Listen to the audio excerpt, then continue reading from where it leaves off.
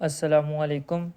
अच्छा, ये जो वीडियो है ये मोस्ट इम्पॉर्टेंट है इंटरव्यू के लिहाज से। इम्पोर्टेंट अनाउंसमेंट, ठीक है। सबसे पहले मैं आप लोगों को एक चीज़ बता दूं, ये जो जो चीज़ें हैं ना, ये आप लोग देख लें। जो नया बंदा है, जो मेरे चैनल पे ऐड नहीं है या किसी भी चैनल पे, वो फिर भी देख ले इस चीज़ को। अगर ये चीज़ें हैं तो ठीक है, इंटरव्यू में क्या लेके जाना है, क्या करना है, क्या नहीं करना। सबसे पहले देखे, मैंने अपने चैनल पे 30 ऐसे भेजे हुए हैं, ठीक है। अब मैंने क्या किया है, जो नए कैंडिडेट ऐड हुए हैं उनके लिए मैंने ये दोबारा कल कल वेडनेसडे कल मैं ये चीज़ें अपलोड कर दूंगा, सेंड कर दूंगा अपने चैनल पे। तो जो ऐड नहीं है वो हो जाए।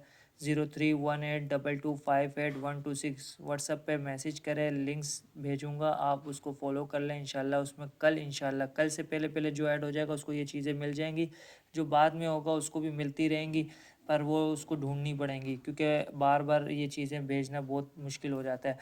अब देखें, मैंने 30 ऐसे भेजे थे इंग्लिश में। ऐसे जो है ना 30 मैं इंग्लिश में भेजूँगा, ठीक है। इन 30 ऐसे में जो मिसाल के तौर पे माई कंट्री है, इलामा इकबाल है, या कायदे आज़म है, या माई सेल्फ पे, एजुकेशन पे, या रिस्पॉन्सिबिलिटी ऑफ पुलिस है, या पुलिस पे, या फ़लस्तीन पे, या कंप्यूटर पे, किसी भी उस पे, तो उसी का मैं इंशाल्लाह उर्दू में भी भेज दूंगा, उसी का मैं इंशाल्लाह सिंधी में भी भेज दूंगा अगेन, ठीक है।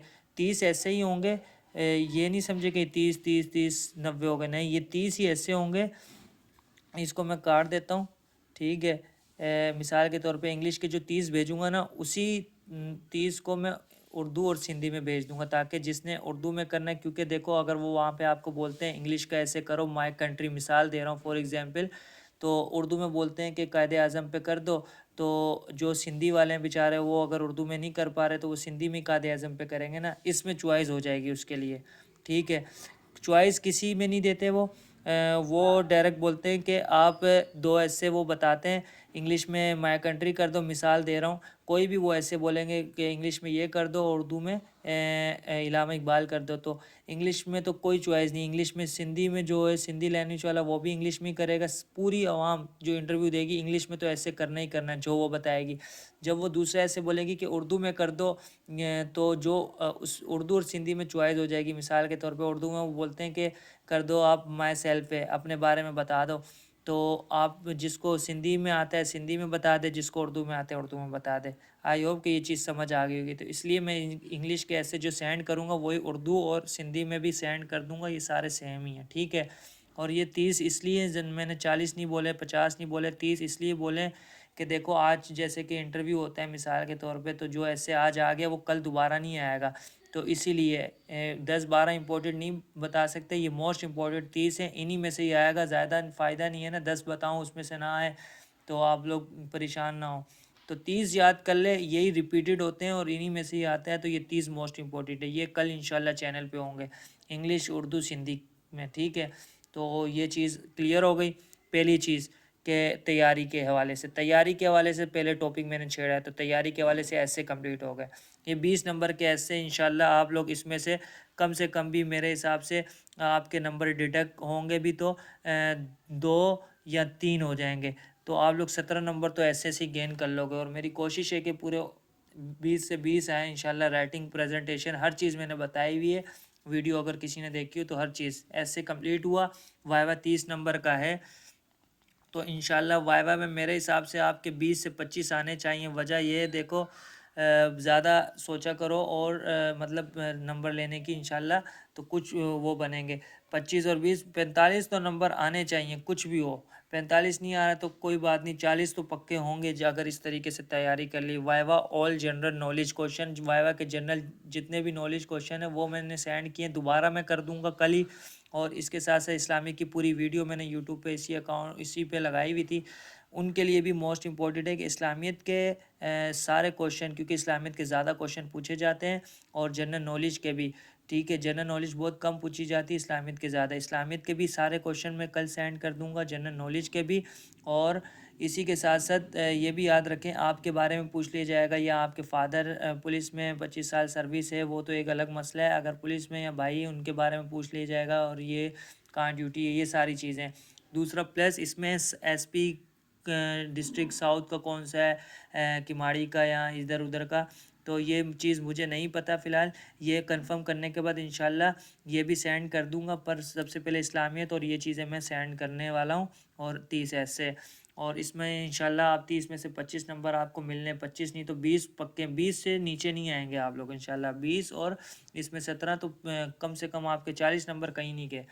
अब आ जाओ ये चीज़ें, इंटरव्यू में डॉक्यूमेंट्स क्या लेके जाने होते हैं। इंटरव्यू के डॉक्यूमेंट्स मेन इंपॉर्टेंट चीज़ है, ठीक है। इससे पहले तो आप लोगों को मैंने वीडियो में बताया हुआ है कि शलवार कमीज़ वाइट हो जाए और ब्लैक खेड़ी हो जाए, नॉर्मल परफ्यूम हो जाए, फौजी कटिंग हो जाए, और फीमेल का अबाया हो जाए, अच्छी सी ड्रेसिंग हो जाए, ना परफ्यूम इतनी तेज़ हो कि आगे वाले को अजीब सी लगे, और दूसरा ये कि नॉर्मल हो, ना इतना मेकअप हो, नॉर्मल चीज़ें हों जैसे आपको लगे, हिजाब हो, हर चीज़ हो, ठीक है। उसमें आप इंटरव्यू में चले जाएँ, और किसी से ज़्यादा बात नहीं करें, और जो आपसे जितना सवाल पूछ रहा है उतना ही जवाब उसको दें, और कॉन्फिडेंस लेवल पे दें। भले जवाब गलत हो या सही हो, आपने जवाब देना है फ़ौरन से। और वो अगर बोलते भी कि ऐसा नहीं है तो आप बोलें ऐसा ही है, तो ये चीज़ होगी।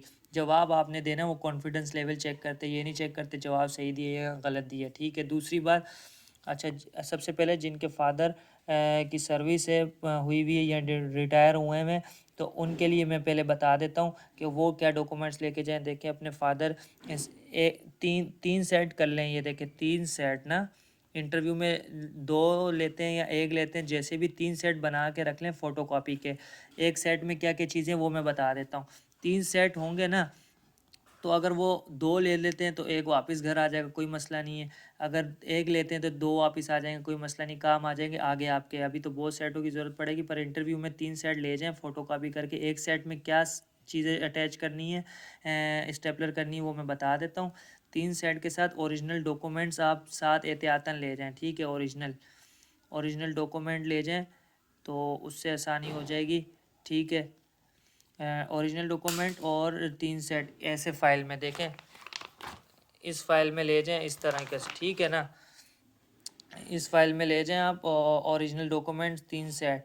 अब दूसरा ये आ जाओ कि जिनके फादर 25 साल सर्विस है या रिटायर हो गए, सिर्फ उन्हीं को 15 नंबर मिलेंगे। जब तक वो इंटरव्यू में 25 नंबर नहीं लेंगे उनको 15 नंबर नहीं मिलेंगे। तो वैसे आप कोशिश करें, पहले इंटरव्यू में आप 25 नंबर लेंगे तो मेरिट लिस्ट में 15 नंबर एडिशनल आपको मिलेंगे। तो वो चीज़ देख लें, डॉक्यूमेंट्स क्या लेके जाएँ। फादर CNIC की एक कॉपी कर लें, एक फ़ोटोकॉपी करवाएं उनकी CNIC की, और 25 साल का जो उनके पास क्वालिफाइंग सर्विस सर्टिफिकेट है या रिटायरमेंट के बाद जो सर्टिफिकेट है वो फ़ोटोकॉपी कर लें, या प्रिंट आउट निकाल लें। एक उनका ये निकाल लें और एक फ़ादर की CNIC की कॉपी निकाल लें।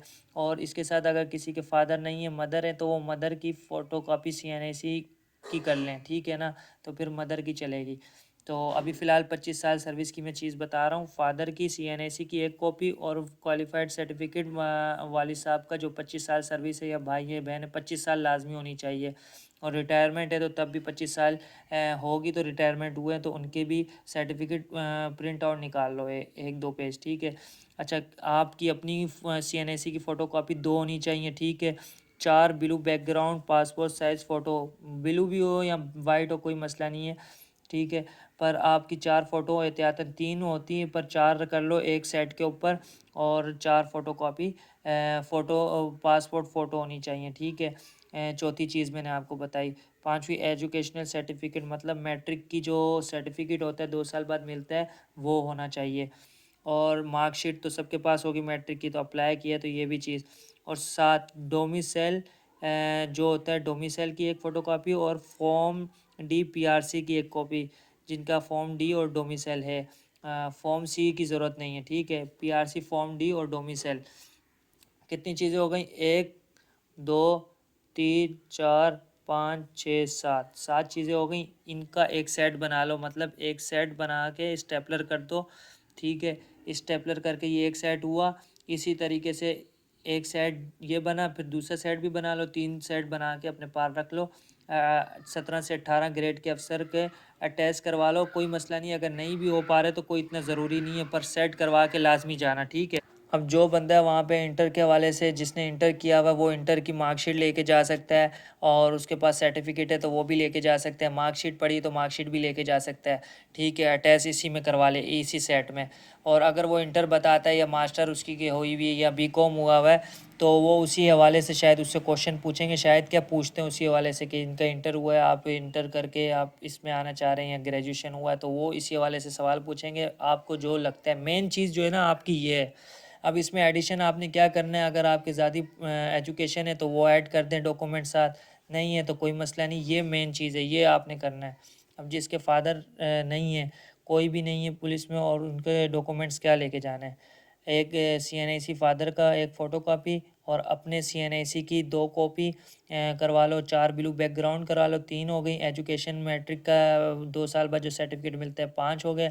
और मार्कशीट हो गई एक फ़ोटोकॉपी, डोमिसाइल और फॉर्म डी की एक फ़ोटोकॉपी। ठीक है ना, ये करवाने के बाद स्टेपलर करा लो, इसके अलावा और कुछ नहीं। जो भाई बोल रहे हैं कि हमारे पास मैट्रिक का सर्टिफिकेट नहीं है और मार्कशीट है, तो मार्कशीट भी चल जाएगी, पर मैट्रिक का सर्टिफिकेट अगर 3 साल हो गए और आपके पास नहीं है, तो आप बोर्ड ऑफिस से जाके अपना मार्कशीट दिखा के सर्टिफिकेट लेके आ सकते हैं। और इसी के साथ किसी के पास मार्कशीट नहीं है और सर्टिफिकेट है, तो वो अपनी सर्टिफिकेट जो है ना दिखाकर बोर्ड ऑफिस से डुप्लीकेट मार्कशीट बना सकते हैं। किसी की गुम हो जाती है या किसी का सर्टिफिकेट गुम हो जाता है, तो वो अपना सर्टिफिकेट बोर्ड ऑफिस से बनवा सकते हैं। अगर मार्कशीट नहीं तो मार्कशीट भी डुप्लीकेट बनवा सकते हैं, बता सकते हैं कि हमारी मार्कशीट गुम हो गई। देखो, दोनों में से कोई एक चीज़ लाजमी होनी चाहिए आप लोगों के पास, इतना याद रखना। ठीक है, तो इस चीज़ के वाले से कोई सवाल ना करे कि हमारे पास ये चीज़ नहीं है। देखो, NIC सबके पास होगा, सबके पास फादर का CNIC भी होगा। अब जिसके पास फादर का इंतकाल हुआ है, तो वो अपने मदर के CNIC की एक फ़ोटोकॉपी करवा लें। ठीक है, लाजमी है। अब जो बोलते हैं कि मतलब फादर की एक CNIC और अपना CNIC की 2 फ़ोटोकॉपी हो जाए, पासपोर्ट साइज़ फ़ोटो हो जाए 4, एजुकेशन सर्टिफिकेट जो भी पड़ा है वो हो जाए। नहीं है तो कोई मसला नहीं, मार्कशीट है तो ठीक है। अगर मार्कशीट है नहीं है और सर्टिफिकेट है तब भी चल जाएगा। ठीक है, पर रीज़न आपके पास होना चाहिए। दूसरा, डोमिसाइल और फॉर्म डी की कॉपी, डोमिसाइल PRC और फॉर्म डी जॉब वाला होता है, जिसका नहीं बना वो बनवा ले। तो ये सारी चीज़ें मैंने आपको बता दी हैं। अब कोई पर्सनल पे ये ना पूछे डॉक्यूमेंट्स इंटरव्यू में क्या लेके जाने। देखो, डॉक्यूमेंट्स लेके जाने होते हैं, वो ले या ना ले, ओरिजिनल डॉक्यूमेंट्स रख लेना यही वाले, और फ़ोटोकॉपी के 3 सेट करा लो। वो 2 मांगते 2 दे देना, क्या पता इंटरव्यू के दौरान वो बता दें 1 चाहिए, 2 चाहिए, 3 नहीं बताएंगे तो हम साथ लेके जाएंगे। उन्होंने ले लिए तो ठीक है, नहीं लिए तो वापस ले आएंगे, कोई मसला नहीं, पर जाते लाजमी है। तो ये चीज़ आपको समझ आ गई होगी। ठीक है, यहाँ तक के अब मैंने डॉक्यूमेंट्स भी बता दिए, हर चीज़ बता दी है। इस हवाले से अब कोई पर्सन में ये चीज़ ना पूछे, और ये इंशाल्लाह ऐसे और इंटरव्यू के दोबारा वेडनेसडे, कल तक सारी चीज़ें भेज दूँगा। ठीक है, अल्लाह हाफिज़।